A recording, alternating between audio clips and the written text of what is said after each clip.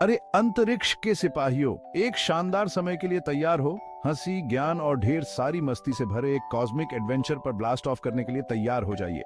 आज हम अपने सोलर सिस्टम के फनियर साइड को एक्सप्लोर कर रहे हैं, जहां हर प्लैनेट के पास बताने के लिए एक कहानी है।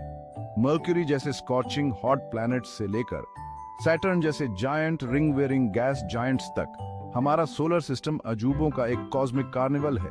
तो तैयार हो जाइए स्पेस कैडेट्स, और चलिए इस इंटरस्टेलर जर्नी में एक साथ डाइव करते हैं।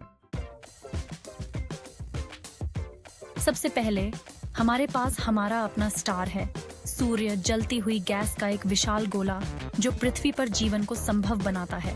सूर्य इतना विशाल है कि आप इसके अंदर 10 लाख से ज्यादा पृथ्वी समा सकते हैं।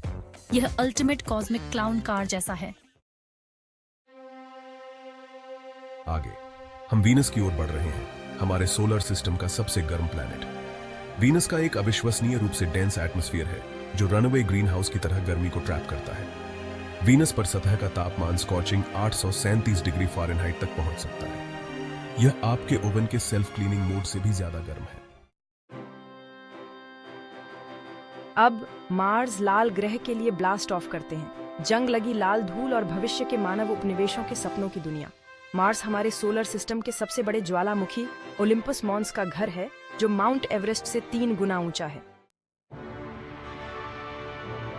आगे हम अपने सोलर सिस्टम के सबसे बड़े ग्रह बृहस्पति की कॉस्मिक रोड ट्रिप पर जा रहे हैं। यह गैस दानव अपने घूमते बादलों और विशाल आकार के साथ ब्रह्मांड का एक चमत्कार है। बृहस्पति पर ग्रेट रेड स्पॉट नामक एक विशाल तूफान है जो इतना बड़ा है कि यह पूरी पृथ्वी को निगल सकता है। यह विशाल तूफान हमारे सोलर सिस्टम की सबसे आकर्षक विशेषताओं में से एक है। यह तूफान 400 साल से भी ज्यादा समय से उग्र है। यह एक लंबे समय तक चलने वाली कॉस्मिक हरिकेन पार्टी है। कल्पना कीजिए कि पृथ्वी पर एक तूफान इतने लंबे समय तक चले। यह मन को झकझोर देने वाला है।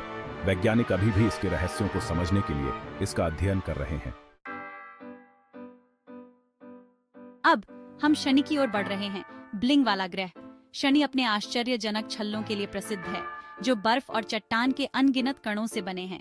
ये छल्ले इतने बड़े और चमकीले हैं कि आप इन्हें एक साधारण दूरबीन से भी देख सकते हैं।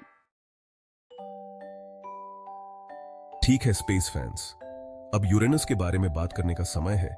एक ऐसा ग्रह जो अक्सर कई कॉस्मिक जोक्स का पात्र होता है।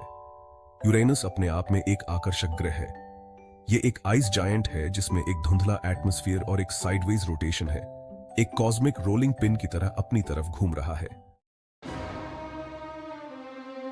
आगे हम नेपच्यून की ओर बढ़ रहे हैं, जो हमारे सोलर सिस्टम में सूर्य से सबसे दूर का ग्रह है।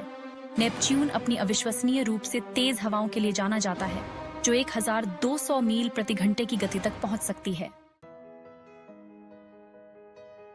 अब बात करते हैं प्लूटो की। वह सेलेस्टियल अंडरडॉग जिसने हमारा दिल चुरा लिया। कभी 9वां ग्रह माना जाता था।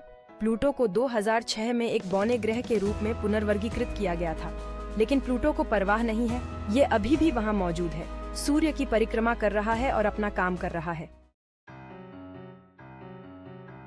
और फिर एस्टेरॉयड बेल्ट है, मंगल और बृहस्पति के बीच एक ऐसा क्षेत्र जो लाखों चट्टानी वस्तुओं से भरा है, जिनका आकार छोटे कंकड़ से लेकर बौने ग्रहों तक है।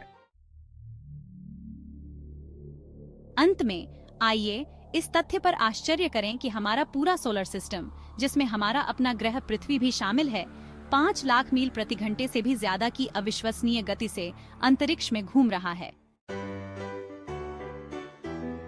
खैर स्पेस कैडेट्स, हमारे इंटरस्टेलर एडवेंचर को समेटने का समय आ गया है। यहीं हमारे सोलर सिस्टम के कॉस्मिक कॉमेडी टूर का समापन होता है। हम हंसे हैं, हमने सीखा है और हमने ब्रह्मांड के अजूबों पर आश्चर्य किया है। मुझे आशा है कि आपको हमारे सेलेस्टियल नेबरहुड के माध्यम से यह मनोरंजक यात्रा पसंद आई होगी। याद रखें, ब्रह्मांड न केवल वैज्ञानिक खोज का स्थान है, बल्कि अंतहीन मनोरंजन का स्रोत भी है। ब्रह्मांड एक विशाल और अद्भुत जगह है जो हंसी और ज्ञान दोनों से भरी हुई है। तब तक सितारों को देखते रहें और अपनी जिज्ञासा को ब्रह्मांड के माध्यम से आपका मार्गदर्शन करने दें। और अपना स्पेस हेलमेट मत भूलना, यह किसी भी इच्छुक अंतरिक्ष खोजकर्ता के लिए आवश्यक है। और अगर आपको यह कॉस्मिक कॉमेडी शो पसंद आया तो अपने दोस्तों और परिवार के साथ हंसी जरूर बांटें। इसे एक थम्स अप दें और हमें बताएं कि आपके पास एक शानदार समय था। और अधिक इंटरस्टेलर लाफ्स के लिए मेरे चैनल को सब्सक्राइब करें और अधिक out of this world content के लिए बने रहें। अपना पसंदीदा मजेदार स्पेस फैक्ट शेयर करते हुए नीचे एक कमेंट छोड़ें। आइए कॉस्मिक कॉन्वर्सेशन को जारी रखें। अगली बार तक साथी अंतरिक्ष खोजकर्ता सितारों तक पहुंचते रहें।